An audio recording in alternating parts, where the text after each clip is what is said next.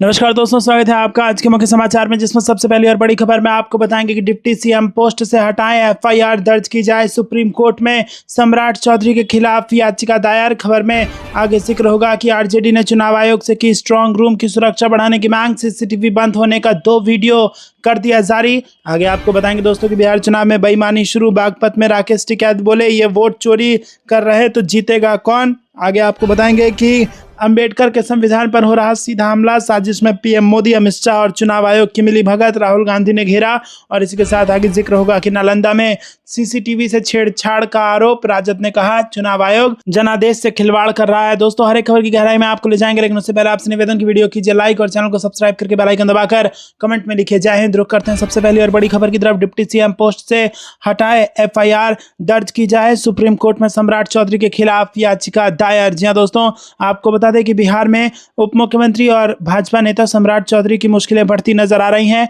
उनके खिलाफ supreme court में एक याचिका दाखिल की गई है, जिसमें आरोप लगाया गया है कि उन्होंने अपने चुनावी नामांकन के हलफनामे में उम्र को लेकर गलत जानकारी दी है। याचिकाकर्ता ने उन्हें डिप्टी सीएम पोस्ट से हटाने और उनका नामांकन रद्द करने और उनके खिलाफ एफआईआर दर्ज करने के लिए आदेश जारी करने की मांग की है। याचिका में दावा किया गया है कि सम्राट चौधरी ने वर्ष 1995 में एक आपराधिक मामले में अपनी उम्र 15 वर्ष बताई थी, लेकिन 5 साल के बाद 1999 के विधानसभा चुनाव में उन्होंने खुद को 25 वर्ष का बताया।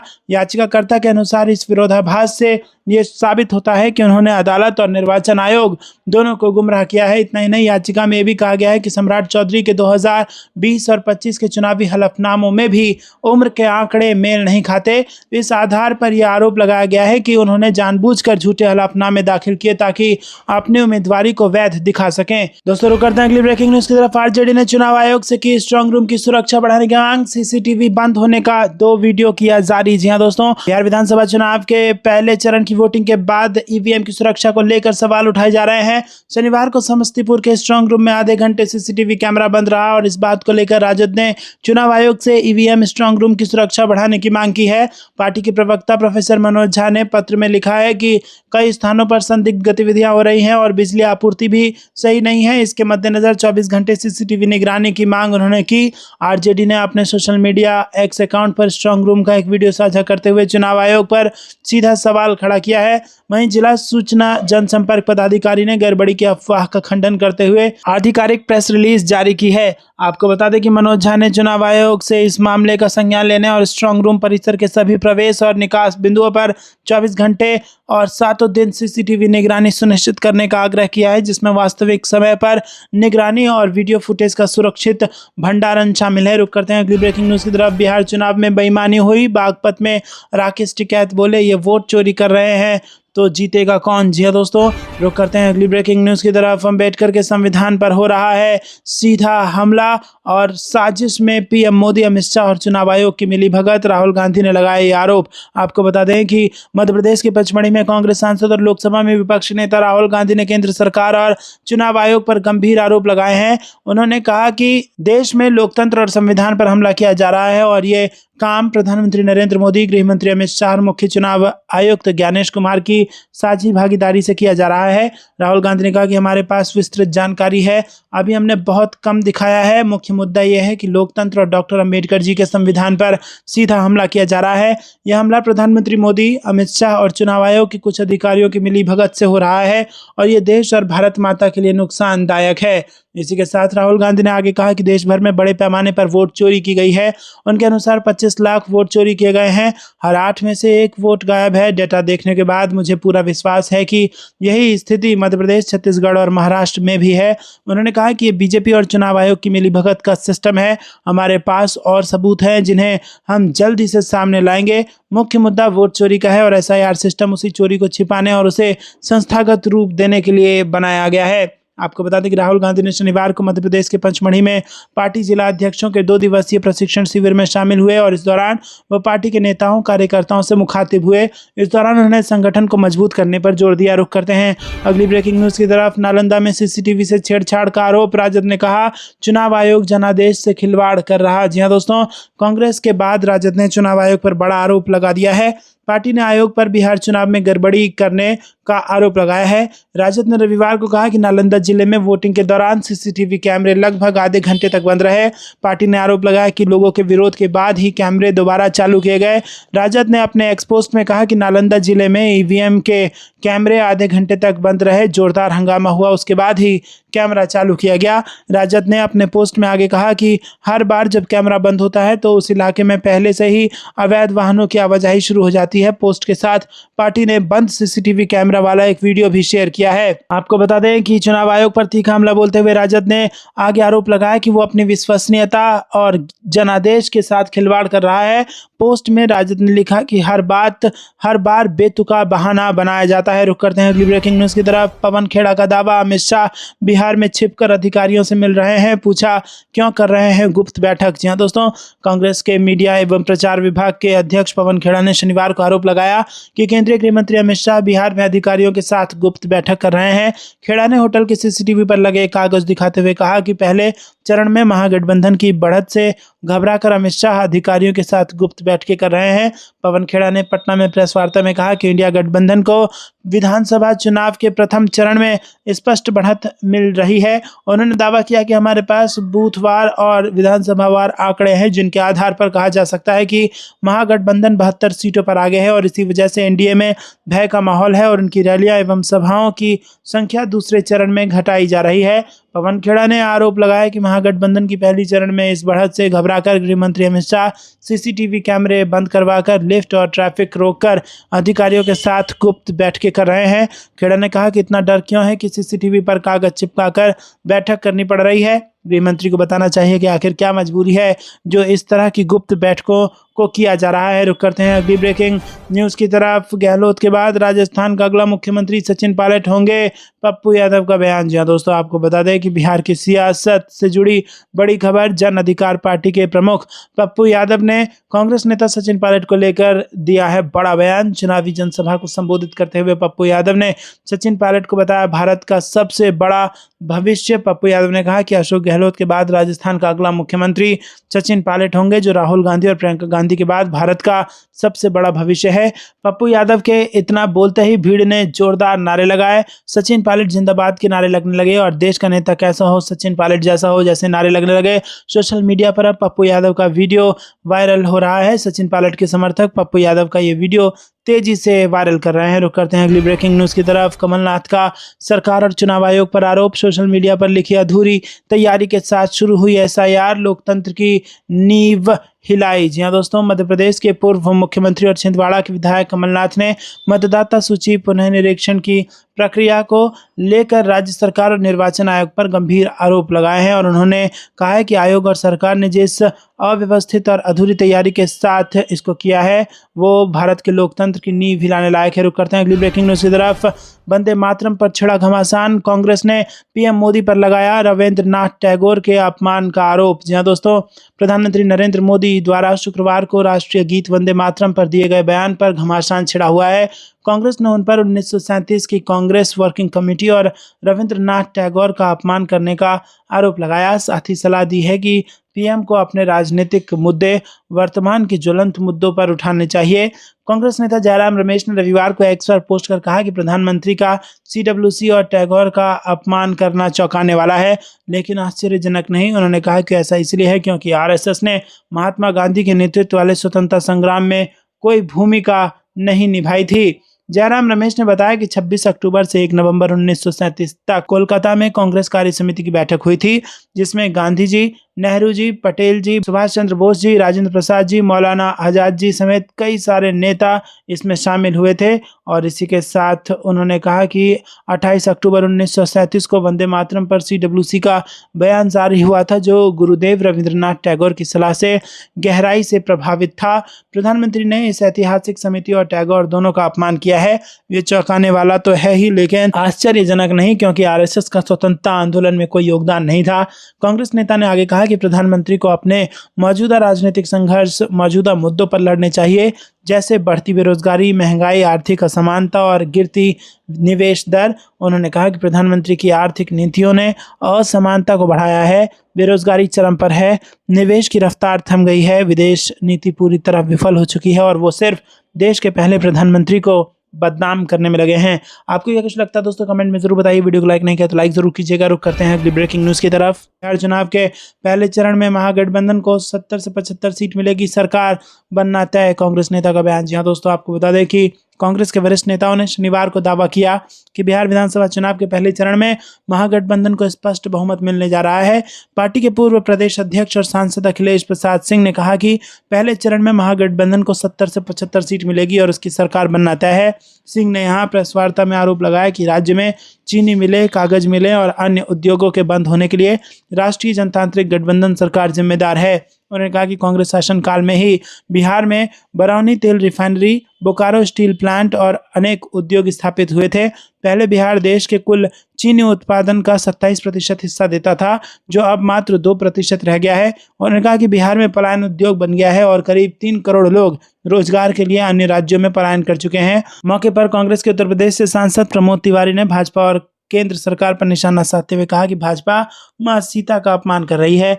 रुक करते हैं अगली ब्रेकिंग न्यूज की तरफ। सरकार बनते ही महाजंगलराज से मिलेगी मुक्ति, जमुई में बोले तेजस्वी यादव। जी हां दोस्तों, महागठबंधन सरकार बनते ही घोषणा पत्र में किए गए सभी वादों को पूरा किया जाएगा। ये बातें प्रतिपक्ष के नेता सह पूर्व उप मुख्यमंत्री तेजस्वी यादव ने शनिवार को चकाई उच्च विद्यालय मैदान में आयोजित एक चुनाव सभा को संबोधित करते हुए कही। तेजस्वी यादव ने कहा कि हमारी सरकार बनने पर हर परिवार के एक सदस्य को नौकरी, मां बहन योजना के तहत हर महीने आर्थिक सहायता और पढ़ाई, दवाई व कमाई की व्यवस्था सुनिश्चित की जाएगी। उन्होंने कहा कि जनता के सहयोग से नया बिहार बनना है और इस महाजंगलराज से मुक्ति दिलानी है। उन्होंने कहा कि बीते 20 वर्षों में कुशासन और अर्थव्यवस्था हावी हो रही है।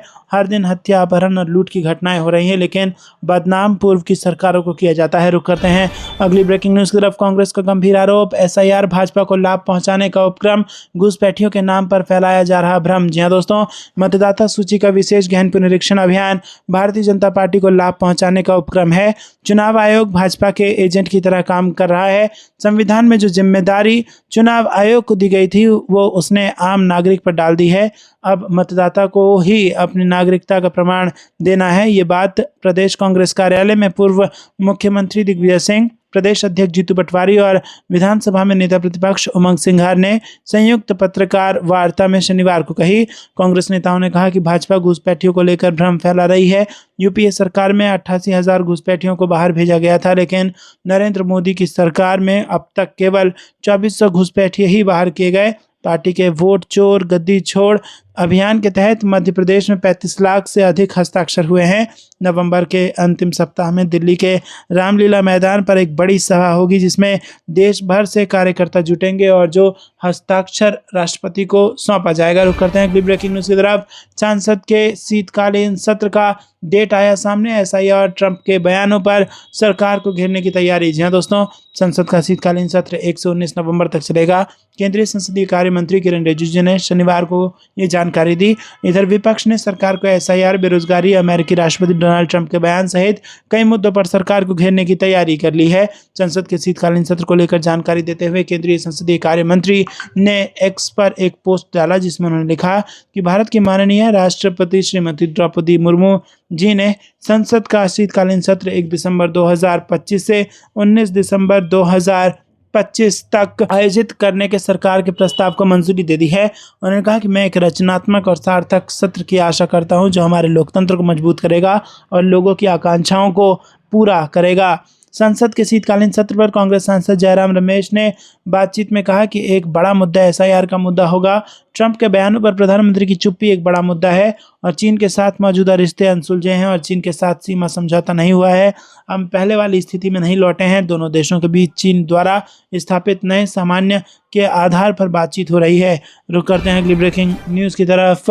समस्तीपुर में कूड़े में वीवीपैट पर्चियां मिलने के बाद बवाल, समर्थकों के साथ पहुंचे उम्मीदवार, डीएम ने बैठाई जांच। यहाँ दोस्तों, आपको बता दें कि बिहार में समस्तीपुर जिले में भारी संख्या में वीवीपैट पर्चियां कचरे में पाई गई हैं। पर्चियां सराय रंजन विधानसभा क्षेत्र के शीतलपट्टी गांव के पास मिली है, जहां 6 नवंबर को मतदान हुआ था। सुबह जब गांव वालों ने कूड़े के ढेर में चुनाव चिन्ह वाली पर्चियां देखी तो इसकी सूचना तुरंत पुलिस को दी। मौके पर पहुंचे डीएम ने मामले की गंभीरता को देखते हुए तुरंत जांच के आदेश दिए हैं। शुरुआती जांच में पता चला है कि ये पर्चियां मॉक पोल के दौरान की हैं, जिन्हें गलती से फेंक दिया गया था। इस जगह पर राजद उम्मीदवार अरविंद साहनी अपने समर्थकों के साथ पहुंचे और जमकर बवाल हुआ। घटना सामने आने के बाद जिला प्रशासन ने संबंधित कर्मियों के खिलाफ एफआईआर दर्ज कर नियम के अनुसार कार्रवाई करने का निर्देश दिया और इस पूरे मामले पर राजद ने एक्स पर पोस्ट कर सरकार पर निशाना साधा और चुनाव प्रक्रिया के सही होने पर सवाल उठाया। और फिलहाल प्रशासन जांच में जुटा है और ये पता लगाने की कोशिश कर रही है कि इतनी बड़ी मात्रा में वीवीपैट पर्चियां कूड़े में कैसे पहुंची। रुक करते हैं अगली ब्रेकिंग न्यूज की तरफ। नरेंद्र मोदी साम्राज्य के खिलाफ लड़ाई, प्रियंका गांधी को कटिहार में याद आए गांधी जी, सत्याग्रह की भी की चर्चा। जी हां दोस्तों, कांग्रेस महासचिव प्रियंका गांधी ने शनिवार को बिहार में एक चुनावी सभा में कहा कि महागठबंधन नरेंद्र मोदी साम्राज्य के खिलाफ लड़ रहा है। कांग्रेस सांसद प्रियंका गांधी ने कटिहार जिले के कंडवी में कांग्रेस की रैली में कहा कि ये बिहार की धरती है, जहां एक समय कुछ किसानों ने अंग्रेज साम्राज्य के खिलाफ बहुत बड़ी लड़ाई लड़ी थी। इन किसानों ने इतनी कड़ी लड़ाई लड़ी, इतनी बहादुरी दिखाई कि उनकी आवाज़ महात्मा गांधी तक पहुंची और उन्होंने बिहार आकर एक ऐसा सत्याग्रह शुरू किया जो पूरी दुनिया में अनोखा था। आज जो लड़ाई कांग्रेस पार्टी और महागठबंधन लड़ रहा है, वही लड़ाई गांधी जी ने उस समय लड़ी थी। आज भी हम आपके हक के लिए, सच्चाई के लिए एक साम्राज्य के खिलाफ लड़ रहे हैं, वो है नरेंद्र मोदी का साम्राज्य। रुक करते हैं अगली ब्रेकिंग न्यूज़ की तरफ। मुझे तो लगता है शायद सीएम की भी कोई सुनता है या नहीं, अशोक गहलोत ने दिया बड़ा बयान। जी हाँ दोस्तों, यहाँ पर राजस्थान में अंतर विधानसभा चुनाव को लेकर सियासत जमकर गरमाई हुई है। इस बीच पूर्व मुख्यमंत्री अशोक गहलोत ने भजनलाल सरकार पर जमकर निशाना साधा। उन्होंने तंज कसते हुए कहा कि इस सरकार में क्या हो रहा है किसी को कुछ पता नहीं है, सरकार नाम की चीज भी है या नहीं। उन्होंने कहा कि मुझे तो यहाँ तक संदेह होता है कि कोई सीएम की बात भी सुनता है या नहीं। गहलोत ने मुख्यमंत्री के दशहरा मेले में दिए गए भाषण को लेकर भी निशाना साधा। उन्होंने कहा क्या किसी राज्य का सीएम ऐसा बोल सकता है कि अहंकार का साथ दो, बुराई का साथ दो। दरअसल गहलोत अपने निवास पर आयोजित प्रेस कॉन्फ्रेंस में बोल रहे थे।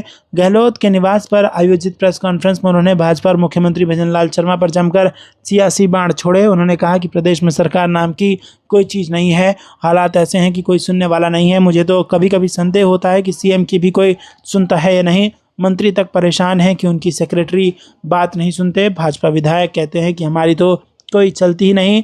ऐसे में प्रदेश में क्या हो रहा है ये समझा जा सकता है। ऐसा लगता है सरकार नाम की कोई चीज़ ही नहीं है।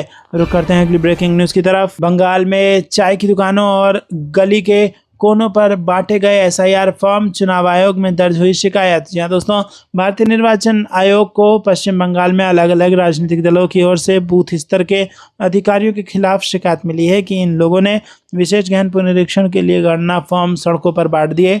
आरोप है कि बीएलओ ने चाय की दुकानों, लोकल क्लबों, गली के कोनों, स्कूलों और अन्य सार्वजनिक जगहों पर इन फॉर्म्स को बांटा। ऐसी खबरें आई है कि लोग बीएलओ से अपने फॉर्म लेने के लिए गली मोहल्ले में दौड़ पड़े।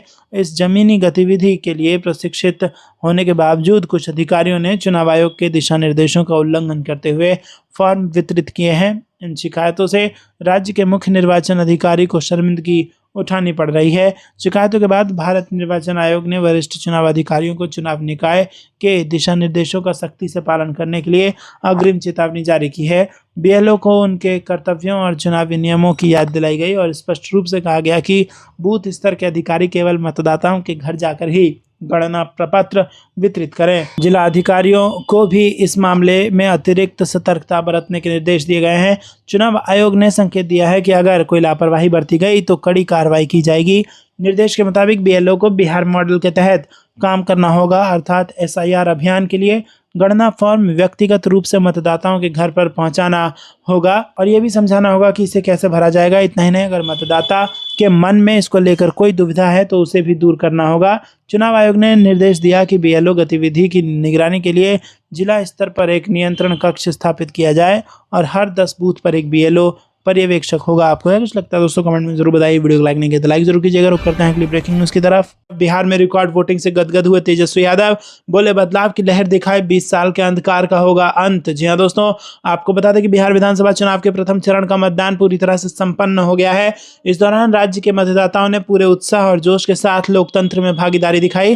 पहले चरण में 64.66% मतदाताओं ने अपने वोट के अधिकार का प्रयोग किया, जो अब तक के इतिहास में सबसे ज्यादा है। इस ऐतिहासिक मतदान से महागठबंधन के सीएम उम्मीदवार तेजस्वी यादव गदगद दिखाई दिए। तेजस्वी यादव ने कहा कि बिहार ने बदलाव की स्पष्ट लहर दिखाई है। हर बिहारवासी ने 20 साल के अंधकार को मिटाने के लिए घर से निकलकर लोकतंत्र की रोशनी जगाई है। तेजस्वी यादव ने कहा कि 20 साल में पहली बार बदलाव के लिए महागठबंधन के पक्ष में इतनी बड़ी लहर दिखाई दे रही है। उन्होंने कहा कि पूरे बिहार में सुख, समृद्धि, सुरक्षा, सम्मान, सौहार्द, शांति और खुशहाली की दस्तक सुनाई देने लगी है। हर घर से ही नहीं, हर हृदय से भी सिर्फ एक ही आवाज सुनाई दे रही है कि इस बार नई युवा सरकार लाएंगे।